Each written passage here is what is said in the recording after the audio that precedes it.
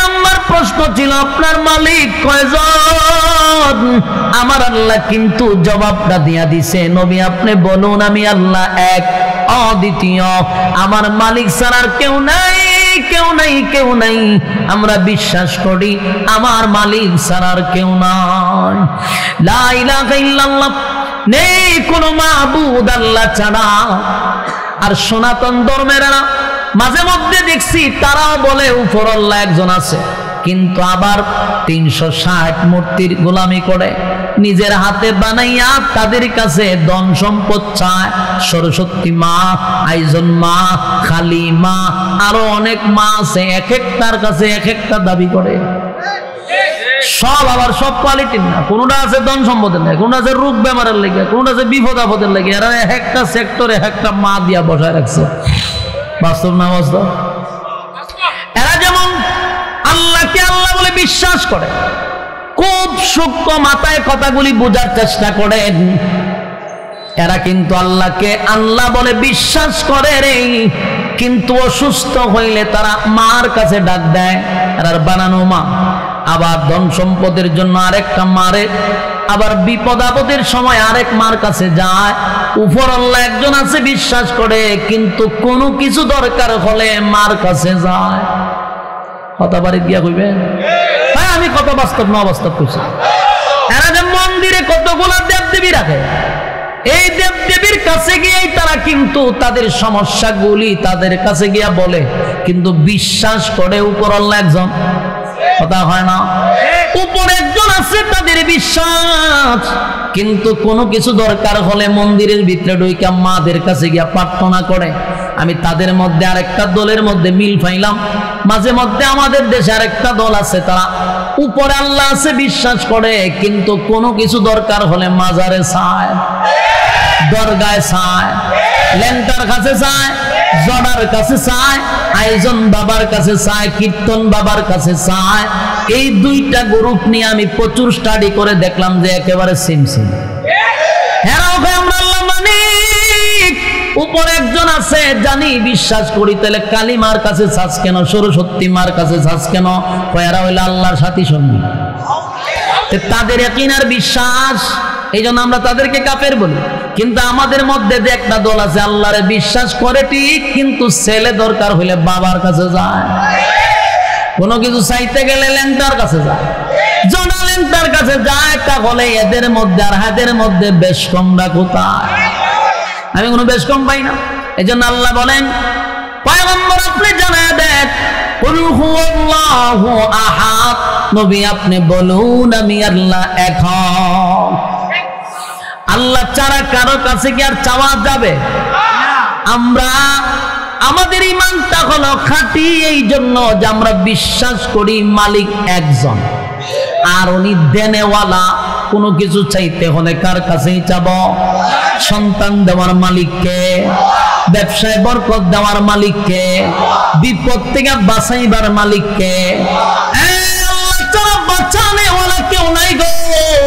কোন পীর ফকির আমারে বাঁচাইতে পারে না, কোন পীর ফকির সন্তান দিতে পারে না। এটা আমার আকীদা হলো একমাত্র দেনেওয়ালা হলো আল্লাহ। যতক্ষণ না পর্যন্ত সেই আকীদা লালন না করবেন ততক্ষণ আপনি মুমিন না, আপনি আর খালিমা সমান। কথা হয় না? ওই খালিমা লইয়া তারা যেই জায়গায় যাইব, আপনিও বাবা লইয়া এই জায়গাতে যাইবেন। বাস্তব না বাস্তব? যারা বাবার দোহাই দিয়া চলে, যারা পীরের দোহাই দিয়া চলে, তাদের যেই গতি কালিমার গ্রুপের সেই গতি।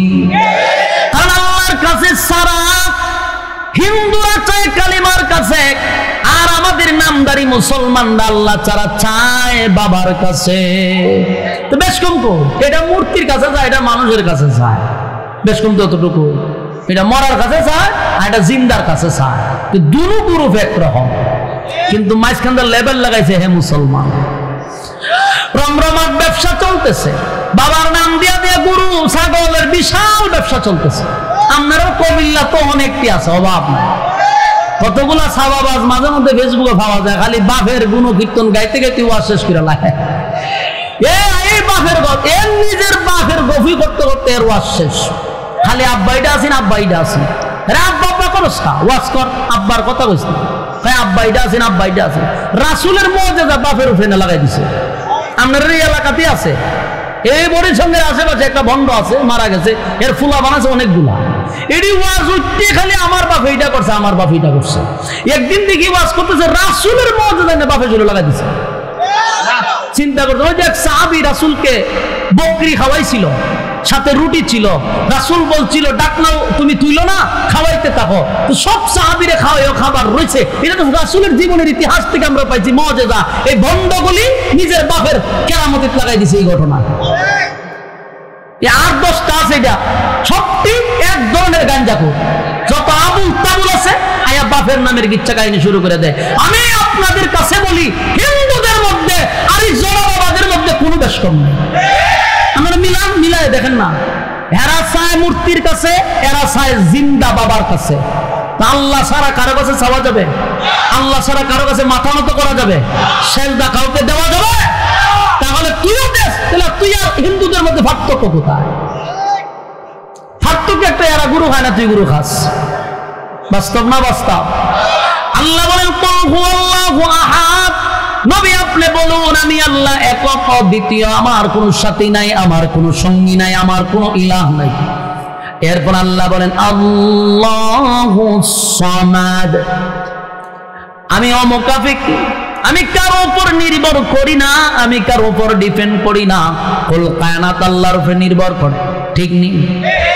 এরপরে তারা প্রশ্ন করছে আপনার আল্লাহর ছেলে মেয়ে কয়জন? আপনার আল্লাহ বিয়ে শাদী করছেন? আল্লাহ এটা জবাব দিছে, রে রব্বে কারীম বলেন লাম ইয়ালিদ ওয়া লাম ইউলাদ। রব্বে কারীম বলেন নবী আপনি জানায়া দেন, লাম ইয়ালিদ ওয়া লাম ইউলাদ, আমি আল্লাহ কারো কাছ থেকে জন্ম নেই নাই, আমি আল্লাহ কাউকে জন্ম দেই না। বলুন মালিক কারো কাছ থেকে জন্ম নিছে? কথা হয় না। খ্রিস্টানরা বলতো ঈসা আলাইহিস সালাতু ওয়াস সালাম আল্লাহর পুত্র, মরিয়ম আল্লাহর বউ। এই জন্য খ্রিস্টানরা খোদা মানে 3 জন রে। কথা কি বুঝতেছেন? হয় আল্লাহর বউ হইল মরিয়ম আলাইহিস সালাম, নাউজুবিল্লাহ, আর মরিয়মের গড়ে হইছে গিয়া ঈসা পয়গম্বর। এই জন্য তারা খোদা মানে 3 জন রে। আল্লাহ বললেন ইয়ালিদ ওয়া লাম ইউলাদ, আমি আল্লাহ কারো কাছ থেকে জন্ম নেই নাই গো, আমি কাউরে জন্ম দেই নাই। আল্লাহ স্পষ্ট ঘোষণা করে দিল আমি আল্লাহ কারো কাছ থেকে জন্ম নেই নাই, আমি আল্লাহ কাউকে জন্ম দেই না। তারপরে তারা প্রশ্ন করছে আপনার আল্লাহর ক্ষমতা কি পরিমাণ? আল্লাহর ক্ষমতা জানতে চায়, আল্লাহর ক্ষমতা জানতে চায় রে, মালিকের ক্ষমতা জানতে চায়। এমন প্রশ্ন তো নমরুদেও করছিল ইব্রাহিম খলিলুল্লাহ রে। নমরুদ দেওয়া করছিল যে ইব্রাহিম তোমার আল্লাহর ক্ষমতা আসেনি আমার সাথে লাগা। নমরুদ দেখো তোমার আল্লাহ কি আমার সঙ্গে যুদ্ধ করলে পারবো? নাউজুবিল্লাহ। নমরুদ দেখো, ইব্রাহিম খলিলুল্লাহ কয় মালিক কত বড় বেয়াদব, আপনার সঙ্গে যুদ্ধ করতে চায়। আল্লাহ করুক না, একদম শকুরছে একটু করুক। এবার আল্লাহ বলেন করুক যুদ্ধ। নমরুদ্দাও কইছিল ইব্রাহিম তোমার আল্লাহ কি আমার সঙ্গে লাগলে পারবো? ইব্রাহিম খলিলুল্লাহ বলে আমার মালিক তোমার সঙ্গে যুদ্ধ করতে গেলে কি মালিকের খামান বিমান লাগবো? নমরুদ্দা কয় আমি যুদ্ধ করতে রাজি। প্রস্তুতি নেই নমরুদের যুদ্ধ করার জন্য রে। কত বড় বেয়াদব, আল্লাহর সঙ্গে যুদ্ধ করার জন্য প্রস্তুতি নেয়। অথচ আমার মালিক নমরুদরে গোটা পৃথিবীর বাদশাহী দিছিল। রাজত্ব পাইয়া মানুষ আল্লাহকে ভুলে যায়, ভিতরে অহংকার চলে আসে, মানুষকে মানুষ মনে করে না। কথা কয় না? মানুষ যখন ক্ষমতা পায়, মানুষ যখন রাজত্ব পায়, তখন ওই রাজত্ব পাইয়া ক্ষমতা পাইয়া মানুষ ক্ষমতার অপব্যবহার করে। একটা সময় মানুষগুলা চতুষ্পদ জানোয়ারের চেয়ে নিকৃষ্ট হয়, যেটার বাস্তবতা আমরা 16 বছরে দেখছি। এরকম জানোয়ার কয়েকটা ছিল কিনা? কথা বলি, রাজত্ব পাইয়া চতুষ্পদ জানোয়ারকে হার মানাইছে, মানুষকে মানুষ মনে করে নাই। মানুষ হত্যা করা, মানুষ গুম করা, রক্ত দিয়া খেলা, তাদের ছিল এটা পান্তাবাদ। নির্মমভাবে মানুষের উপরে নির্যাতন আর মানুষের উপরে নিপীড়ন চলছে স্টিম রোলারের মতো। আল্লাহ বলেন আমি যুগে যুগে ক্ষমতা দিছি রে, ক্ষমতা দিয়াও পরীক্ষা করছি, কিন্তু ক্ষমতার অপব্যবহার যারা করছে একটা সময় সীমা লঙ্ঘন করার কারণে জুতা দা ফিরাইয়া লামাইছি। ক্ষমতা যারা দেখাইতে শেষ পরিণতি কি বালা কথা হয় না? পৃথিবীর ইতিহাস আমার দেখা শেষ পরিণতি কার ভালো হয়েছে? শেষ পরিণতি একটু ভালো হয়েছে আমি মনে করি সারা পৃথিবীর মধ্যে আমরা আম্মাজানের, আম্মাজান গেছে উইরে গেছে উপর দিয়া, এই জন্য অবস্থানটা ভালোই আছে। যদি নিচে দিয়া যাইতো তাহলে দেশের কোনো জুতা থাকতো না, কথা ঠিক নেই, ফসার ডিম আর থাকতো না, সবই দিন শেষ হয়ে যেত। কিন্তু আম্মাজানের দিনটা ভালো ছিল। আম্মাজান যে গেছে ভালো অবস্থায় গেছে, উপর দিয়া হাওয়া দেখতে দেখতে গেছে, একমাত্র উনারই পরিণতিটা ভালো। তবে ওখানে আবার যে কুচলাইতেছে, যে আবার যে আংলাইতেছে গুতাইতেছে, এটার লক্ষণ বেশি ভালো না। ওই যে আল্লাহ যে জুতাটা রাখছেন এটা দিয়া শেষে আবার একটা সমাধান দিয়া দিবে। তখন যে ডাহাতে আবার শুরু করছে তার দালালগুলি, কতগুলা এই ছাত্রগুলাকে, কমলমতি শিশুদেরকে গতকালকে ঠিক ফেসিবাদের সময় যেইভাবে গুলি করত ওইভাবে গতকালকে গুলি করা হয়েছে। বাংলাদেশ দ্বিতীয়বারে স্বাধীন হওয়ার পরেও যেই পরিমাণ ঘটনা কালকে ঘটাইছে, প্রথম আলো পত্রিকার পক্ষে নিতে গিয়া এটা অত্যন্ত ঘৃণিত এবং আমরা তার তীব্র নিন্দা জানাচ্ছি। এর ব্যবস্থা যদি না নেওয়া হয় বাংলাদেশের জনগণ ওই 5ই আগস্টের কাহিনী আবার ঘটাবে। অপেক্ষা করেন, লক্ষণ ভালো দেখতেছি না। আর ভালো দেখবেন কেমনে? যেই দেশের বিরুদ্ধে আমরা কর্মসূচি নিয়েছিলাম সেই দেশের দালালগুলি রান্নাবার এখানে বসেছে, কতগুলা দালাল রাখছে, তো দেশ চলবো কেমনে? এদের মধ্যে অনেক দালাল ঢুকে গেছে। আল্লাহ তাআলা এই সমস্ত দালালদের থেকে হেফাজত করুক। আমিন। শক্ত হতে হবে, দুর্বল হওয়া যাবে না। আপনারা শক্ত হয়েছিলেন বলেই আমরা 16 বছরের নির্যাতন থেকে বাঁচতে পারছি। আবারও যদি মানুষ দাঁড়িয়ে যায় তাহলে পালাইবার সুযোগ পাবে না, ঠিক কিনা বলেন? আল্লাহ বলেন ক্ষমতা দেই আমি পরীক্ষা করি, কিন্তু ক্ষমতার অপব্যবহার যখন করা শুরু করে তার শেষ পরিণতি ভালো হয় না। নমরুদরে ক্ষমতা দিয়েছিলাম, 1 নাম্বার নিজেরে খোদা দাবি করছে, 2 নাম্বার আল্লাহর সঙ্গে যুদ্ধ করতে চায়, আল্লাহ হয়তো কর যুদ্ধ। নমরুদ্দা 50 কিলোমিটার এরিয়া লইয়া বাহিনী লইয়া দাঁড়াইছে আল্লাহ যুদ্ধ করতে। কিতাবে লেখছে 50 কিলোমিটার লক্ষাধিক সেনাবাহিনী অস্ত্র সহ লোহার পোশাক পরে দাঁড়াইছে আল্লাহর সাথে যুদ্ধ করতে। বলুন তো দেখি, তার সাথে যুদ্ধ করতে আমার আল্লাহর কে কামান বিমান লাগবে? ইব্রাহিম নবীরে বারবার কয়, ইব্রাহিম খলিলুল্লাহ রে, তোমার আল্লাহ কেন বাহিনী পাঠায় না? আমরা তো দাঁড়ায় আছি। ইব্রাহিম কয় কিছুক্ষণের ভিতরে আইতেছে। আল্লাহ কয় পয়গম্বর বলে দেন আমি বাহিনী পাঠায়া দিছি। উপরের দিকে তাকায়া দেখে কালো ধোঁয়ার মতো সা করে নিচের দিকে নামতেছে। নমরুদ্দা ভাবছিল বাহিনী আসবে কামান বিমান লই, আমরা তার মোকাবেলা করব, কিন্তু দেখা যায় উপর থেকে এমন ভাবে যাকে যাকে যাকে যাকে মশা নামতেছে। আল্লাহ দেখ তোর বাহিনীরে মারবার লাগে আমি কত বড় প্রাণী পাঠাইছি। কিতা পাঠাইছে? মশা। মশা। নমরুদ্দা তো তালি দেয় হাসে, কইছিলাম আমার সাথে লাগতে গেলে বুদ্ধি লাগবে, এরকম মশা দিয়ে তো তাফাইয়া মেরেলাম, হয়তো তাফাই মেরেলাম। যেই মাত্র মশা ঢুকছে রে, এরা তো লোহার পোশাক বাপছে, তাফায়া তুফায়া মেরেলাম, মশায় কি করব? কিন্তু এই মশা তো সেই মশা না, এই মশা এই লোহার হ্যামলেটের ভিতরে ঢুকছে, পোশাকের ভিতরে ঢুকছে। কামড় একটা দে আমরা তাফাটা তো মেরেলাই, কিন্তু এই মশা কামড় দিয়ে ভিতরে ঢুকে গুস্তরে এমনি ঘুরায়, মেশিনের মতো ঘুরায়। কিছুক্ষণের ভিতরে লক্ষ লক্ষ বাহিনীরে জালি জালি ঘুরে ফেলাই দিছে। তাফাইব কখন? একটারে তাফা দিলে 10টায় ছিদ্র করে ফেলাই দেয়। কিছুক্ষণের ভিতরে পুরো মাঠ শেষ, খালি মশায় মশা। অভিযান চালাইছে মশার বাড়িতে, মশা করে মাত্র কয়েক সেকেন্ড সময় দেন, কয়েক সেকেন্ডে সব শেষ করে দিচ্ছে। নমরুদ্দারে এখনো ধরছে না, নমরুদ্দার আল্লাহ ধরাইছে না, না এরা ধরিস না, কারণ এত দেখতেই ঘটনা না, এ যে এত বড় নেতা, নেতার ঘরের নেতা যে আমার যুদ্ধ করালে ডাক দিছে, আমি তো তরালে পাঠাইছি মশাই যে সেকেন্ডের ভিতরে সব শেষ। তো এই অসংখ্য যাকে যাকে মশার মধ্যে একজন ছিল প্রতিবন্ধী মশা, যেটা রাত পাও নাই, এটার কিতাব আপনারা প্রতিবন্ধী বল না, ওই ল্যাংরা মশা, ল্যাংরা স্যাংরা ওই লিডিরে প্রতি ওই যে বাতা সাতাতে দেয়, এই মশা এরকম, এটা রাত পাও নাই।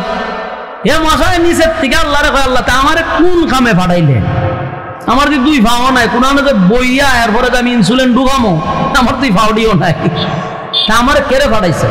আল্লাহ ভাই তোরে বড় কাম করামো, চুপ করে বসে থাক।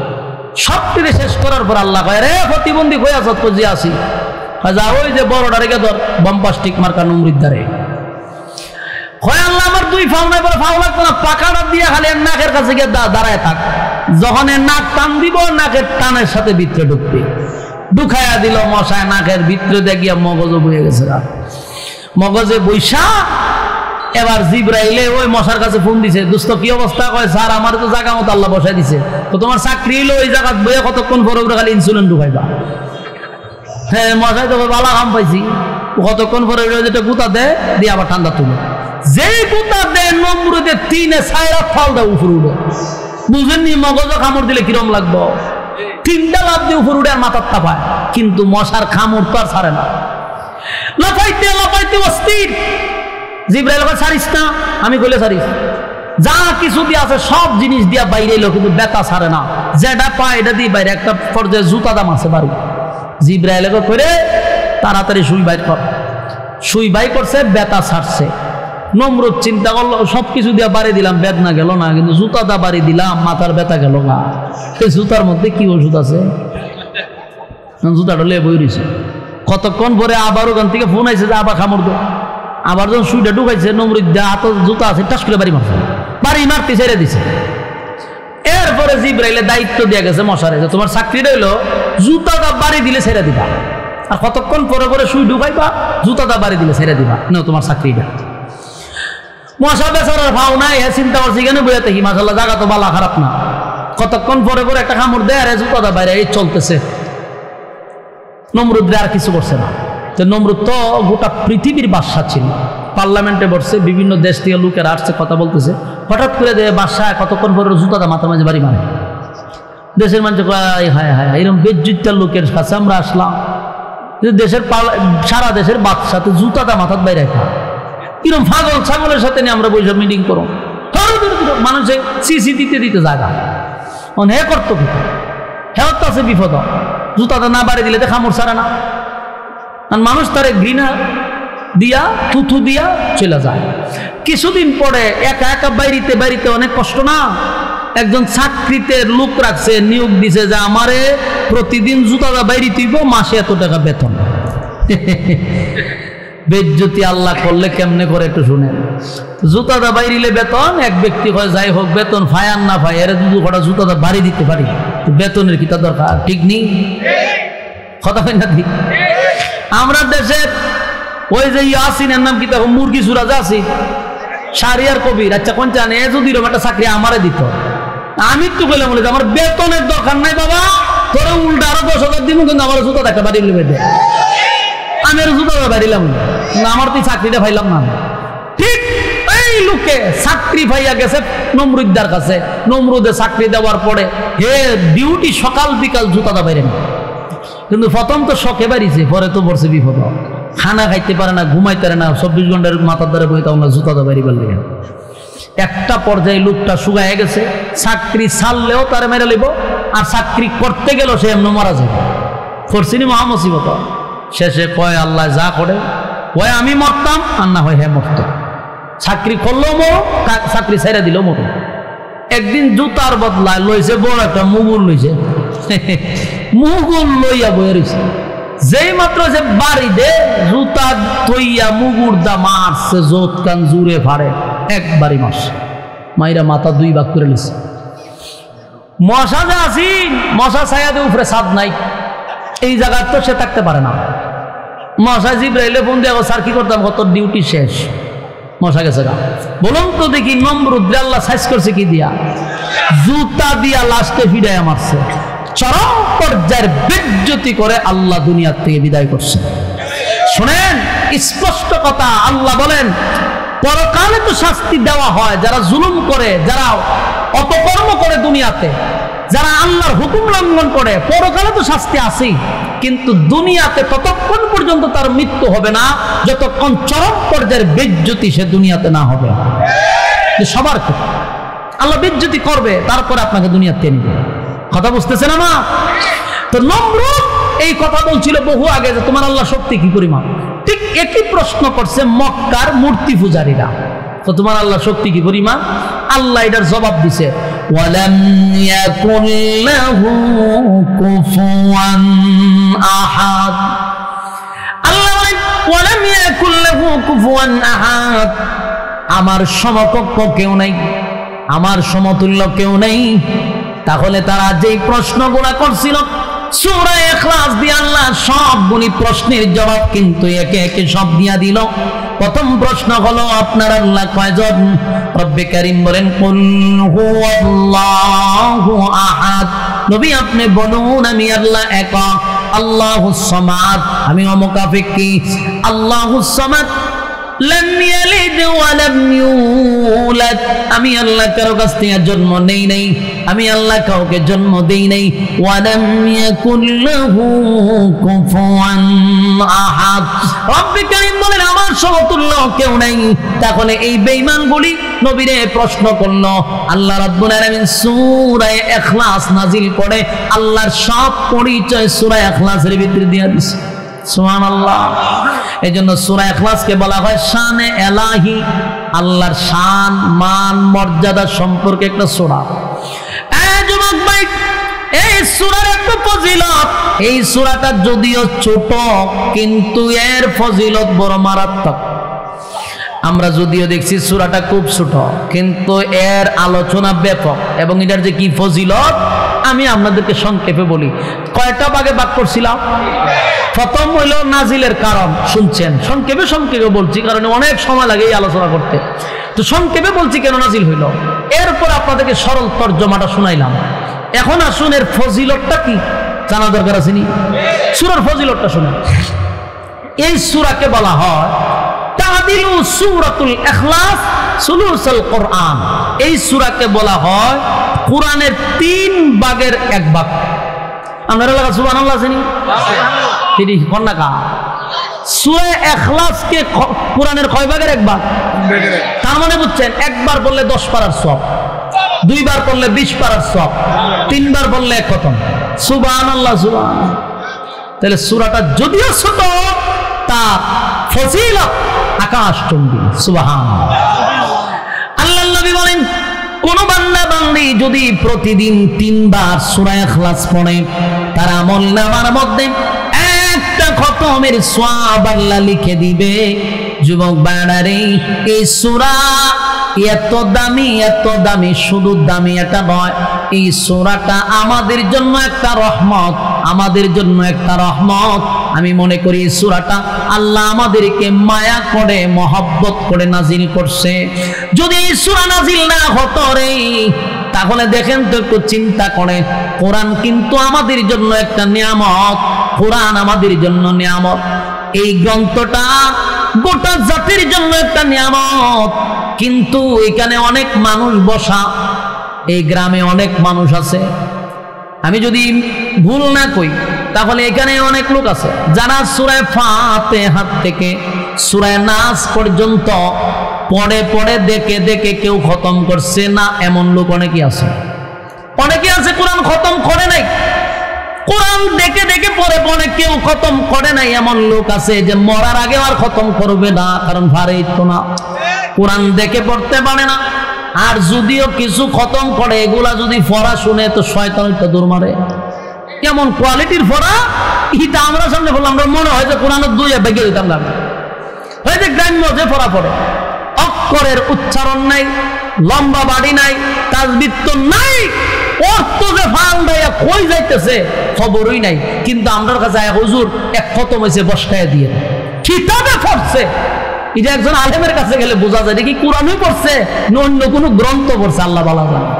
এই জন্য আগে কোরআন শিখুন, তারপরে পড়ুন, কারণ যদি ভুল পড়েন সব তো দূরের কথা, এই যে উল্টা অর্থ যেতেছে ভাইটা আর গুনার বাগিদার হইতেছেন, কারণ আমরা তো পুরো কোরআনটাই চেঞ্জ করে নিয়েছি।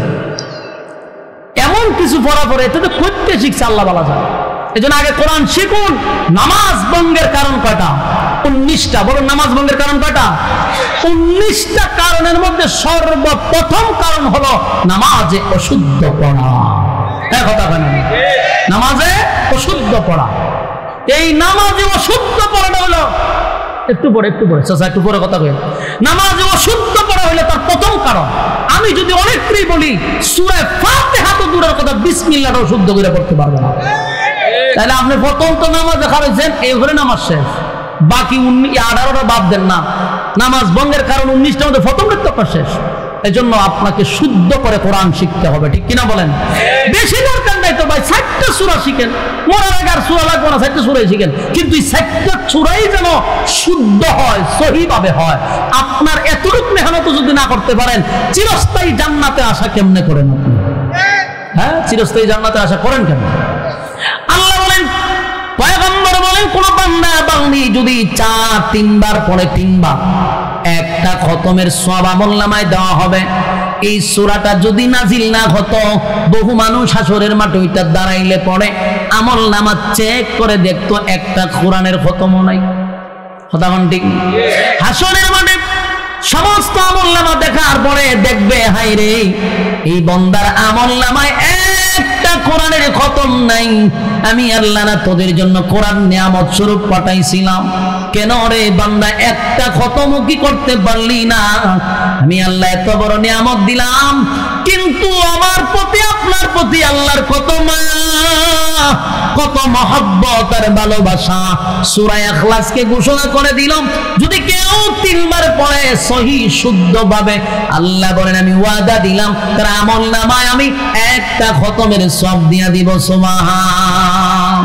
আমার যুবক ভাইরা, সূরা ইখলাস একবার পড়লে 10 পারা। আপনারা কি পড়তে রাজি? তাহলে আমার সঙ্গে পড়ুন, কুল হুয়াল্লাহু আহাদ আল্লাহুস সামাদ লাম ইয়ালিদ ওয়া লাম ইউলাদ ওয়া লাম ইয়াকুল লাহু কুফুয়ান আহাদ। একবার পড়লে প্রত্যেকের আমলনামায় কিন্তু এই মুহূর্তে 10 পারার সওয়াব রেডি। সুবহানাল্লাহ। আরেকবার পড়ুন, কুল হুয়াল্লাহু আহাদ আল্লাহুস সামাদ লাম ইয়ালিদ ওয়া লাম ইউলাদ ওয়া লাম ইয়াকুল লাহু কুফুয়ান আহাদ। এই মুহূর্তে 20 পারার সওয়াব। আরেকবার পড়ি, কুল হুয়াল্লাহু আহাদ আল্লাহুস সামাদ লাম ইয়ালিদ ওয়া লাম ইউলাদ ওয়া লাম ইয়াকুল লাহু কুফুয়ান আহাদ। আমার যুবক ভাইরা, পর্দার আড়ালের মা বোনেরা, এই মুহূর্তে আমার সঙ্গে যারা পড়ছেন, আল্লাহর কসম, আল্লাহর কসম, আল্লাহর কসম, কাফারা দিতে হবে না। এই মুহূর্তে যারা পড়ছেন প্রত্যেকের আমলনামায় আমার আল্লাহ একটা খতমের সওয়াব লিখে দিয়েছে। চিৎকার দিয়ে এখন সুবহান। একবার নিজে প্রশ্ন করেন, আজকের মাহফিলে আপনারা আয়েশা যারা আমার সামনে বসছেন, এই মুহূর্তে এতগুলা মানুষের আমলনামায় একটা খতমের সওয়াব। আমাদের দেশে বছরে সারা বছর মাহফিল করায়ও একটা শ্রোতার আমলনামায় 1 খতম সওয়াব ঢুকায় বাড়িতে পড়াইতে পারে না। কথা হয়নি? আবার পরে শুরু করে দেয় মাশাআল্লাহর জিকির, এরপরে কেকুর কাকুর কুতানি শুরু করে। আমাশা তো 12 মাস আমাশা, এটার কত কুথাই আবার রাস্তা টানে। এরপরে শুরু করে নাচানাচি, এরপরে শুরু করে গান, এরপরে শ্রোতারা নাচতে নাচতে বাড়ি যায়। আল্লাহর কসম, এগুলার দ্বারাই ওয়াজ মাহফিল কিয়ামত পর্যন্ত করাইলো 4 পয়সার কোনো ফায়দা হবে না। এই যে আপনারা বলছেন, আমি কসম করে বলছি কাফারা দিতে হবে না। প্রত্যেকের আমলনামায় যদি একটা খতম থাকে, এই মাহফিল যারা করাইছে তারাও সাকসেস, কারণ শ্রোতাদের আমলনামায় 1 খতম করে সওয়াব। সুবহানাল্লাহ। কিয়ামত পর্যন্ত আপনি একটু চিন্তা করেন, 3 বার পড়লে যদি 1 খতমের সওয়াব হয়, আপনি যদি দৈনিক একবারই পড়েন, মানে 3 বার যদি ডেইলি পড়েন, তাহলে 365 দিনে 365টা খতম। কথা হয় না? তাহলে মরার আগ পর্যন্ত কত খতমের সওয়াব আপনার আমলনামায় হবে রে? একবারও কি চিন্তা করে দেখছেন? কিয়ামতের মাঠে যখন আল্লাহ আপনাকে দাঁড় করাবে, আপনার আমলনামায় দেখা যাবে শুধু খতম আর খতম আর খতম। তখন আপনাকে গজবের ফেরেশতারা ধরার জন্য আসলে কোরআনের খতমগুলি বলবে, আমরা কোরআন, তার সামনে তোমরাই শোনা, সে কিন্তু কোরআনের খতম করছে, আর আমরা কোরআন থাকতে তার উপরে গজব দিতে দিব না। এইভাবে আপনাকে টেকেল দেবে কোরআন। এই জন্য কোরআনের খতম দৈনিক যদি 3 বার পড়ি, তাহলে 365 দিনে 365টা খতম। 3 বার পড়তে কি আমার 5 মিনিট লাগছে? 1 মিনিটও লাগে না, ঠিক কিনা বলেন? আর যুবক ভাইরা, আল্লাহর নবী বলেন, কেউ যদি 10 বার পড়ে সূরা ইখলাস যদি প্রতিদিন 10 বার কেউ পড়ে, আল্লাহর নবী বলেন জান্নাতের ভিতরে তার জন্য একটা বালাখানা রেডি করা হয়। সুবহানাল্লাহ। জান্নাতের ভিতরে তার জন্য বালাখানা তৈরি করা হয়। তাই আমরা যদি প্রতিদিন 10 বার পড়ি, অনর্থক কথা না বলে, বেহুদা কথা না বলে, অপ্রয়োজনীয় কথা না বলে, রাস্তাঘাটে আড্ডা না মেরে, বাজারে সময় না দিয়ে, যখনই সময় পাই তখনই যদি আমরা সূরা ইখলাস পড়ি রে, আল্লাহ বলেন ওই বান্দার শুধু দুনিয়াতে নয়, পরকালে দুনিয়াতে উভয় জাহানে আমি তার সম্মান আর মর্যাদা বাড়ায়া দিব। সূরা ইখলাস যদি কেউ প্রতিদিন পড়তেই থাকে, আল্লাহর নবী বলেন তার সম্মান আর মর্যাদা আমি আল্লাহ বাড়ায়া দেই, সম্মান বেড়ে যাবে। আল্লাহর নবী একজন সাহাবী, আল্লাহর পয়গম্বর যুদ্ধের ময়দানে গেছে। ভালো করে শুনেন, সূরা ইখলাস পড়ার কারণে সম্মান কি পরিমাণ বাড়ে। নবীজি গেছে যুদ্ধের ময়দানে যুদ্ধ করার জন্য, রাসূল নিজেই যুদ্ধের ময়দানের সেনাপতি। হঠাৎ করে জিবরাইল বলে, হুজুর আপনার একজন মহব্বতের সাহাবী দুনিয়ার থেকে বিদায় হয়ে গেছে, জানাজার নামাজ আপনি নবীকে পড়াইতে হবে গো। আল্লাহর নবী কয় কোথায় মারা গেছে? মদিনায়। নবী কয় আমি কই, আমার সাহাবী কই, মাঝখানে দূরত্ব হলো 100 কিলোমিটার। কেমনে রে আমি তার জানাজাটা পড়াবো? এটা কি কোনোভাবেই সম্ভব হবে? যুবক বারা, কোথায় 100 কিলোমিটার যেতে তো কমপক্ষে 1 দিন 2 দিন লাগবে। তখন তো আমাদের মতো গাড়ি ছিল না। আল্লাহর নবী বলেন, জিবরাইল কেমনে রে আমি এখন তার জানাজা পড়াবো? জিবরাইল কয়, হুজুর আল্লাহর আদেশ হইল আপনি জানাজা পড়াবেন, তাই আপনাকে অর্ডার দেওয়া হয়েছে জানাজা পড়ানোর জন্য। আল্লাহর নবী বলেন, আমি কই, আমার সাহাবী কই, কেমনে রে আমি তার জানাজাটা পড়াবো? এবার জিবরাইল কয়, হুজুর আপনি রেডি হন, আপনি প্রস্তুতি নেন, আপনার মুআবিয়া ইবনে মুআবিয়া আপনার সামনে হাজির করা হবে। পয়গম্বর জানাজার জন্য যখন রেডি হয়ে গেল, আল্লাহর নবী তাকায়া দেখে পয়গম্বরের সামনে মুআবিয়া ইবনে মুআবিয়ার লাশ দেখা যায়। এই ঘটনারে কেন্দ্র করে আমাদের দেশে এখন চালু হয়েছে গায়েবানা জানাজা চালু হয়েছে এই ঘটনারে কেন্দ্র করে। ওরা দলিল দেয় হুজুর যদি যুদ্ধের ময়দানে তাইকা মুআবিয়ার জানাজা পড়াইতে পারে, আমরা কেন পারবো না? আরে ব্যাকল, এটা হলো নবীর মুজিজা। নবীরে আল্লাহ নবুয়তের চোখ দিয়া মুআবিয়ার লাশ নবীর সামনে দেখাইছে। কথা হয় না? আল্লাহর হাবিব যুদ্ধের ময়দানে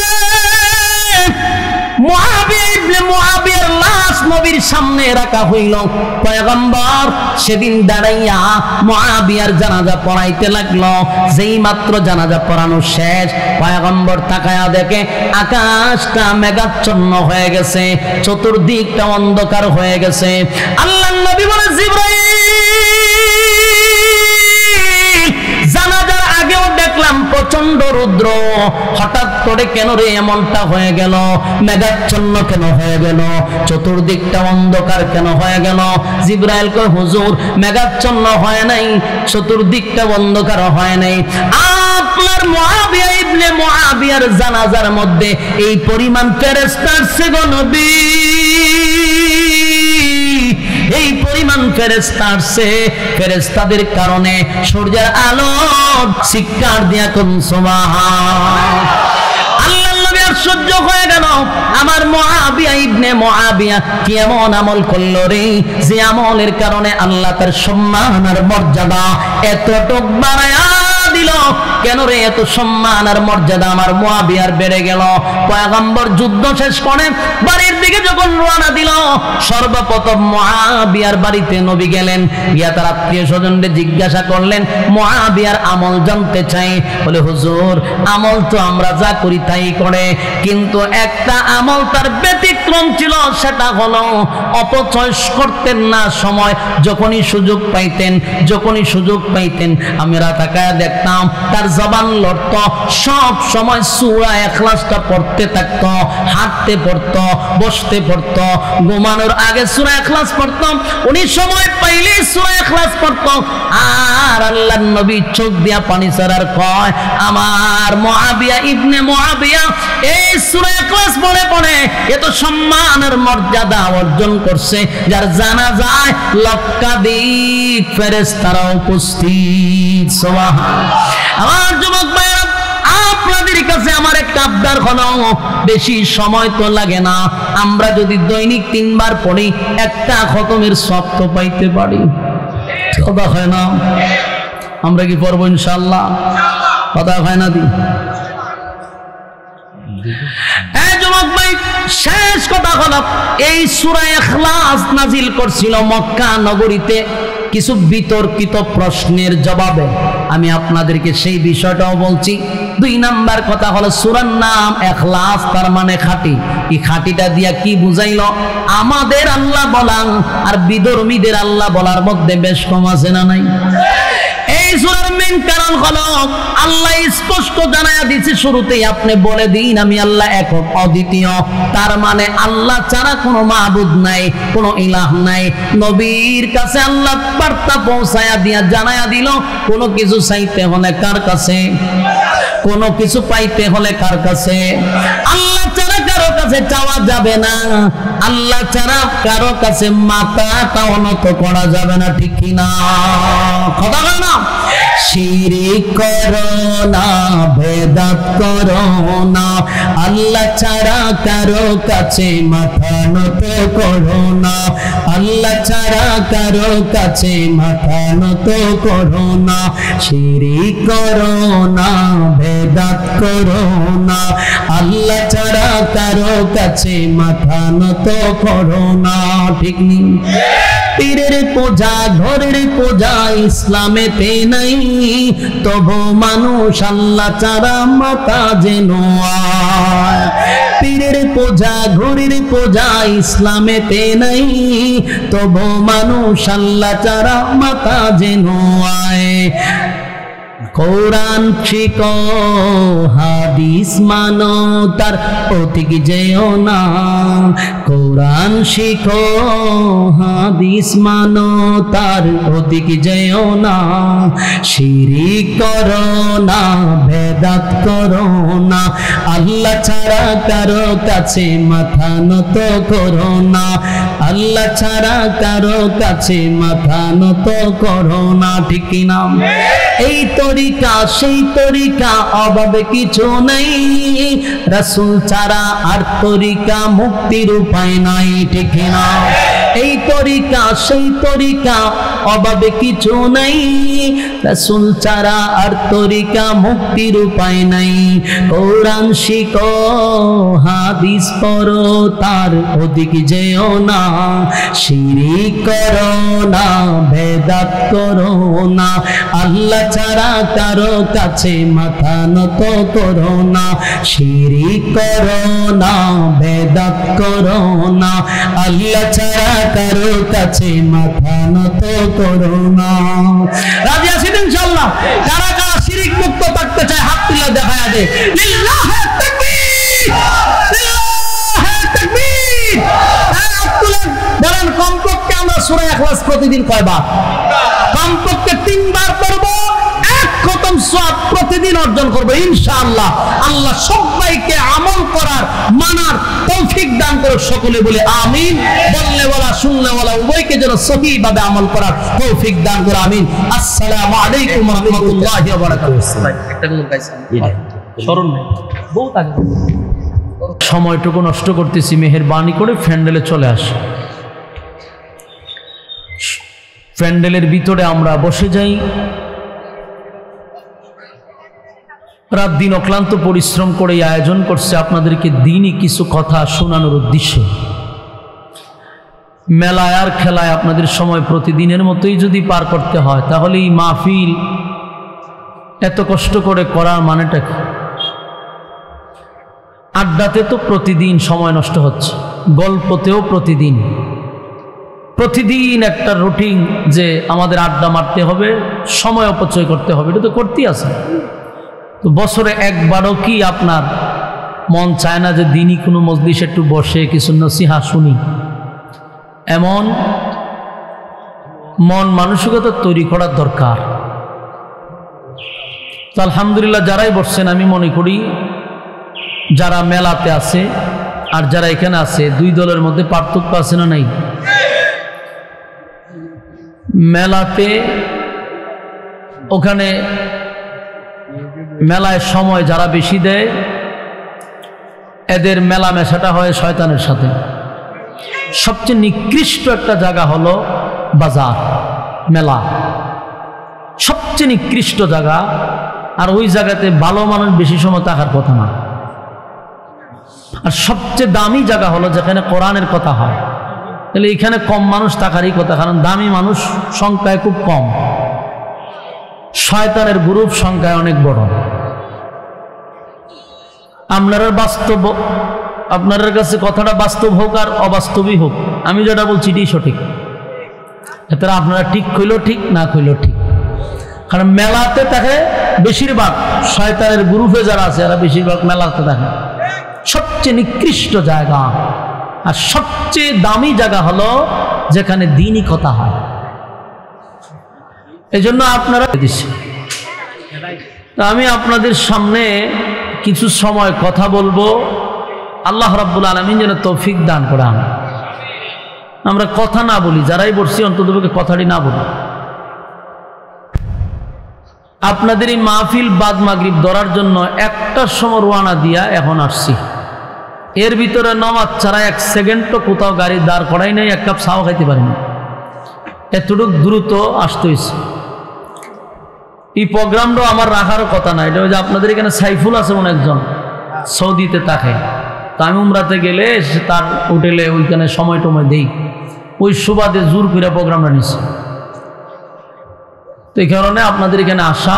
তখন আয়সা দেখি যে আমি আইলাম এত কষ্ট করে দৌড়াই, আর এরা মেলাতে সময় দিতেছে। দেখেন আধা ঘন্টায় পর আইলে অসুবিধা কী ছিল? কারণ আপনারা তো সময় কাটতেছে মেলাতে, অসুবিধা কি? বসেন বসেন। সূরা আপনাদের সামনে একটা কমপ্লিট তেলাওয়াত করছি। সূরাটার নাম হলো সূরা ইখলাস। ও চাচা, আপনারা আল্লাহর দোয়াই, আপনারা আমার যাওয়ার পর আপনারা মাইক দিয়ে কথা কইেন, না একটু বন্ধ করেন কথাটা। ওই আপনারা কথা কইবেন, নাহলে আমি কমো। 2 জন ওই একজন তো কইতেইব। এমনি লুকে লুকার অন্য হইছে মন ভাঙ্গা, আবার আপনিও কথা কইতেছেন বিষ দিয়া, কথাই তো কইতে গেল। আবার কিছু লোক আমার চেহারা দেখতেছে, ওয়াজ যাচাই বাছাই করতেছে রাস্তার দাঁড়াইয়া, চিন্তাতে আছে হুজুর আমো কি আমো না। আপনারা যাচাই বাছাই থাকেন, আমার সময় কম, 7টার ভিতরে আমার বয়ান শেষ। মনোযোগ দিয়ে একটু শুনেন। সূরা ইখলাস, বলুন সূরার নাম কি?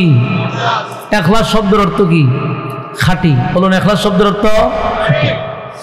এই সূরা নাজিল হয়েছে মক্কাতে, মক্কাতুল মুকাররমায় এই সূরাটা নাজিল হয়। এই শান নজুলটা যদি আপনাদেরকে সংক্ষিপ্তভাবে বলি, আমরা সূরাটা ছোট্ট কিন্তু এটার আলোচনা ব্যাপক, তাই আমি এটার 3টা ভাগে ভাগ করব, যদি আপনারা মনোযোগ দিয়ে শোনেন। প্রথম ভাগে আমরা এটা কেন নাজিল হলো তার সংক্ষিপ্ত কথা, এরপরের বাগে আমরা এটারে তার সরল তর্জমা, এরপরে তার সংক্ষিপ্ত ফজিলত, এই তিনটা বাগে আমরা ওয়াজ করব অল্প সময়ের ভিতরে ইনশাআল্লাহ। আসুন প্রথম এটা নাজিল হলো কেন? নাজিল হওয়ার মূল কারণ হলো মক্কাতুল মুকাররমায় তিনটা দল ছিল, দ্বিত্ববাদী, তিত্ববাদী, বহুবাদী। এই তিন দল মিল্লা তারা তাদের ধর্মের প্রচার করত। কেউ দুই খুদায় বিশ্বাস করত, কেউ তিন খুদায় বিশ্বাস করত, কেউ বহু খুদায় বিশ্বাস করত। ইয়াহুদিরা দুই খুদায় বিশ্বাস করে, খ্রিস্টানরা তিন খুদায় বিশ্বাস করে, আর মূর্তি পূজারীরা বহু খুদায় বিশ্বাস করে। তো রাসূল আরবি সাল্লাল্লাহু আলাইহি ওয়াসাল্লাম তখন একত্ববাদী খুদার দাওয়াত দেওয়া শুরু করলেন। মক্কার তিন দল চিন্তা করলো, আমরা বাপদাদার ধর্ম প্রচার করতেছি, আমরা এতদিন যাবৎ খুদা দুইজন মেনে আসছি, এতদিন যাবৎ তিন খুদা মেনে আসছি, এতদিন যাবৎ আমরা বহু খুদায় বিশ্বাস করি, আর আব্দুল্লাহর পুত্র মুহাম্মদ মাত্র এক খুদায় বিশ্বাসী, এবং আমাদের বংশের মধ্যে ফাটল সৃষ্টি করতেছে, সম্পর্কের মধ্যে দূরত্ব সৃষ্টি করতেছে, এটা তো হতে দেওয়া যায় না। তো বহুবার এটা নিয়ে এরা মিটিংয়ে বসছে, কিন্তু রাসূলের সাথে কথা বলে কোনোভাবেই তারা খাপ খাইতে পারে না। মানে তারা রাসূলের সাথে কথা বললেই যে কোনো একটা জায়গায় তারা আটকা পড়ে যায়। তো শেষ পর্যন্ত তারা দেখলো যে আল্লাহ রাসূল দাওয়াত দেয় এক আল্লাহ। তো মক্কার মানুষ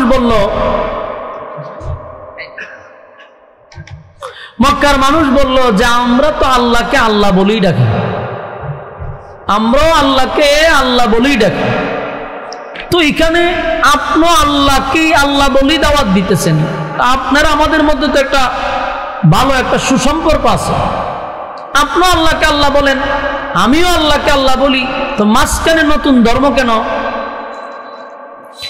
তাদের বক্তব্য হলো, আপনি যেই খুদারে খুদা বলে বিশ্বাস করেন, আমরাও সেই খুদাকে খুদা বলেই বিশ্বাস করি, তাহলে মাঝখানে আবার নতুন ধর্ম কেন? আর আপনি যে আল্লাহ বলে আল্লাহকে ডাকেন, আপনার আল্লাহর পরিচয়টা কি? আপনার আল্লাহ করে কি? বিভিন্ন ধরনের কথা তারা বলা শুরু করছে। প্রথম প্রশ্নটা ছিল তাদের যে, আব্দুল্লাহর পুত্র মুহাম্মদ, আমরা তোমার কাছে জানতে চাই, তোমার আল্লাহ টোটাল কতজন আছে? তোমার আল্লাহ করেটা কি? তোমার আল্লাহ কি বিয়া শাদী করছে? তোমার আল্লাহর কি বাচ্চা কাচ্চা আছে? তোমার আল্লাহর শক্তি কি পরিমাণ? এই ধরনের বিতর্কিত প্রশ্ন তিন দল মিল্লা রাসূলকে করতেছে। আল্লাহর রাসূল তো কোনো কথা বলেন না যতক্ষণ না পর্যন্ত আসমান থেকে ফয়সালা না হয়। তো তাদের এই বিতর্কিত কথাগুলি শুনতেছিল, তারা আল্লাহর পরিচয় জানতে চায়। তো তারা বলে, তুমি যে আল্লাহকে আল্লাহ বলো, আমরা সেই আল্লাহকে আল্লাহ বলি, তবে তোমার আল্লাহর পরিচয়টা কি সেটা আমাদের জানতে দাও। আল্লাহ তাদেরই বিতর্কিত প্রশ্নের জবাবে তখনই সূরা ইখলাস নাজিল করে। আপনার এলাকাতে সুবহানাল্লাহ আসেনি? কোন সময় কোন কেউ মারা গেলে না কোনো ঠাডা মাডা আপনার উপরে বললে লক্ষণের রকমই বোঝা যায়। অন্তত পক্ষে হা হু একটা আওয়াজ তো দিতেন, আওয়াজ দিতে গেলে আওয়াজ বাইর করতে হয়। আপনারা যে বইছেন তাও মুখ কান বন্ধ করে বইছেন, আর মুখ খুলে দিয়েছেন স্টেজের মানুষের, এরা ওটু চলতেছে, আপনারা অন্তত আওয়াজ দেন। বলুন কোন সময় নাজিল হলো? এই বিতর্কিত প্রশ্নের জবাবে আল্লাহ সূরা ইখলাস নাজিল করছে। এখন নাজিলের কারণ বুঝছেন? কথা কয় না। সূরাটারে কয় ভাগে ভাগ করছি? প্রথম ভাগ শেষ। নাজিল হওয়ার কারণ হলো এটা, এরা বিতর্কিত প্রশ্ন করছে, বিতর্কিত প্রশ্নের জবাবে সূরা ইখলাস আল্লাহ নাজিল করে। এটা হলো এক ভাগ। এবার আসুন দ্বিতীয় ভাগে। প্রথম প্রশ্ন হলো, ইখলাস কেন রাখা হলো?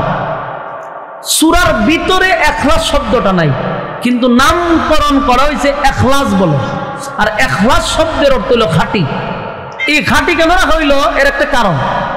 তাফসীর কারকরা বলে, রাসূলের কাছে যখন তিত্ববাদী তিনটা দল, দ্বিত্ববাদী, তিত্ববাদী, বহুবাদী তিন দল আইসা বলল, আমরাও আল্লাহকে আল্লাহ বলি ডাকি, তখন আল্লাহ সূরার নাম রাখছে ইখলাস। ইখলাস শব্দের অর্থ হলো খাঁটি।